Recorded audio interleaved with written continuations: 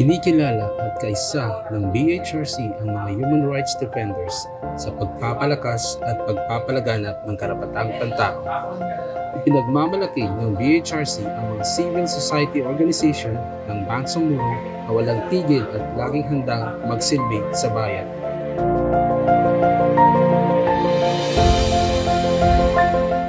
Number 4 on our countdown, human rights defenders.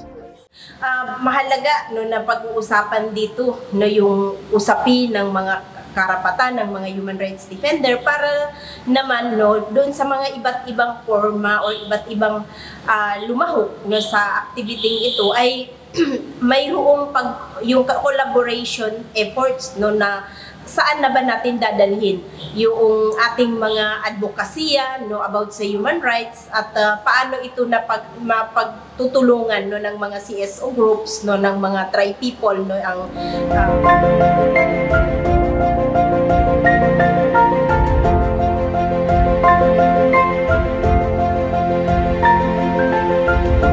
So ang BHRC ay nakatulong po sa amin upang ilahad ang mga issues and concern na nangyayari sa community. So kasama na rin dito yung ibang support group, yung mga CSO partner. So malaking bagay po sa amin ito.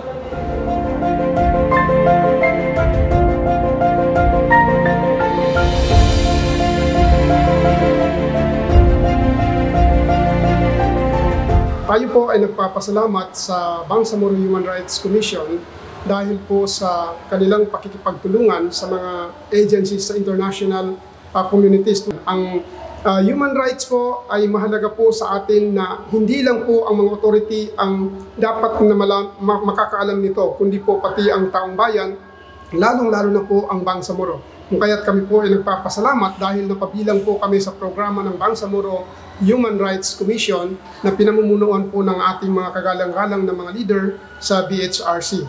So ngayon maraming salamat po muli at sana po ay mabigyan tayo ng ilan pang mga susunod kaalaman tungkol po sa karapatang pantao.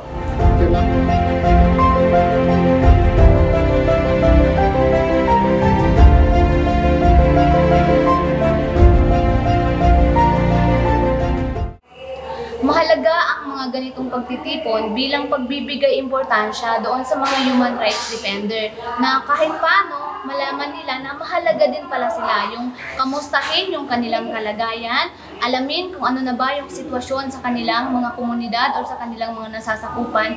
Ang mga ganito pong programa ay pagbibigay tanaw doon sa mga kontribusyon na binibigay ng mga human rights defender na kahit wala mang kapalit ay handa silang magbigay ng serbisyo. Sana po marami pang mga ganito na pagtitipon.